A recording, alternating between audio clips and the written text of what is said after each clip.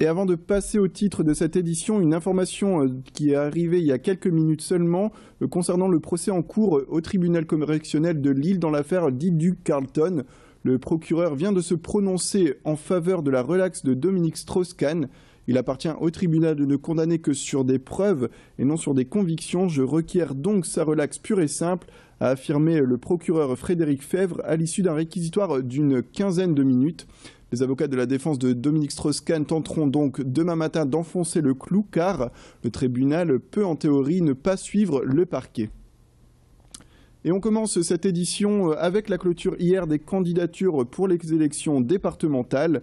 Prévues les 22 et 29 mars, elles remplacent les cantonales et vont permettre d'élire les conseillers départementaux, les ex-conseillers généraux. Cette élection apporte son lot de nouveautés. L'objectif, c'est la simplification. Une nouvelle carte cantonale a été dessinée et le nombre de cantons a été divisé par 2 dans la région. Le Nord passe ainsi de 79 à 41 cantons et le Pas-de-Calais de 77 à 39 cantons. De même, les conseillers départementaux sont maintenant tous élus en même temps pour 6 ans, alors que le Conseil général était renouvelé par moitié tous les 3 ans. L'objectif est la parité aussi. Dans chaque canton, les électeurs éliront un binôme avec obligation de parité homme-femme pour 6 ans. Une fois élus, les 2 membres du binôme vont par contre exercer leur mandat de manière indépendante. Eliane Deldine, la directrice de la réglementation et des libertés publiques, présente le programme à venir jusqu'aux élections de mars au micro de notre journaliste Thibaut Paquis. Ce mardi après-midi sera donc installée la commission de propagande qui permettra à chacun des binômes de candidats de présenter à la fois les bulletins de vote et les documents de propagande destinés aux électeurs avant tirage. Ensuite, le 3 mars, la commission de propagande se réunira pour examiner les documents de propagande eux-mêmes. Le lundi 9 mars, première étape importante, l'ouverture de la campagne électorale et la mise en place des panneaux d'affichage qui feront le lien avec le tirage au sort que nous avons eu ce soir, puisque les panneaux seront installés dans l'ordre du tirage au sort. On passe à une actualité qui vise aujourd'hui à faciliter la vie des voyageurs du réseau ferroviaire à Lille. La société Watt Mobile propose la location de véhicules et de scooters électriques en libre service dans le parking EFIA de la gare Lille-Flandre.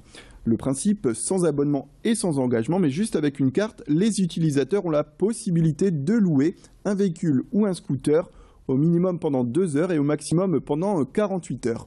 À la fin de la location, c'est l'utilisateur lui-même qui restitue la voiture dans l'espace du parking prévu à cet effet et qui rebranche le véhicule. Le résultat et l'objectif est là. Ce service permet de faciliter et d'optimiser les derniers kilomètres des voyageurs. Une fois qu'ils sont descendus du train, ils combinent ainsi gain de temps pour aller à leur rendez-vous et écologie puisque les véhicules, je le rappelle, sont électriques. Nos journalistes Idil Gunay et Rémi Pem ont pu rencontrer la responsable communication du service ce matin. On propose des véhicules électriques compacts qui se garent facilement, qui se déplacent facilement, aussi bien aux professionnels en déplacement qui arrivent par le train, d'où notre positionnement dans les gares, mais également à toutes les personnes qui habitent et qui travaillent autour des gares. Stratégiquement, nous adressons aux professionnels qui descendent du train, donc stratégiquement pour qu'il n'y ait pas beaucoup de déplacements à faire. Là, nous sommes juste à côté de la voie 0, donc ça permet aux gens qui arrivent en gare de Lille-Flandre directement de descendre dans le parking, pas perdre de temps, prendre leur véhicule et partir. Place désormais à notre zoom sur les villes de la métropole. Cette semaine, on met le cap sur l'Homme, une ville qui fait écho aux habitants du Grand Lille, comme la ville où est basé un des plus grands complexes cinématographiques de France. Le Kinépolis, depuis son ouverture en 1996, est un établissement qui fait état de programmes et de technologies innovants pour attirer les spectateurs. Avec les soirées filles, par exemple, il a lancé les soirées à thème. Le cinéma accueille aussi toute l'année des stars en avant-première. Il a aussi pris le pas de diffuser régulièrement des spectacles du genre comédie musicale, concert ou encore opéra. Sa dernière trouvaille en date, c'était en décembre, la diffusion de films avec la technologie Laser Ultra, une technologie qui utilise justement le laser pour une restitution d'images sur l'écran encore plus détaillée. Mais aussi pour remplir les salles, il faut des films et les films français semblent être ce qui marche le mieux. C'est en tout cas ce qu'affirme la directrice du complexe au micro de nos journalistes.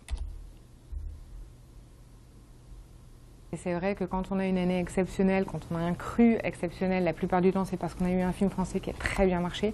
On l'a vu sur Bienvenue chez les Ch'tis, on l'a vu sur Intouchable, là on le voit sur Qu'est-ce qu'on a fait au bon Dieu, où on a une clientèle qui n'est pas une clientèle d'habitués, mais qui revient de temps en temps au cinéma découvrir un film français qu'il a envie de voir.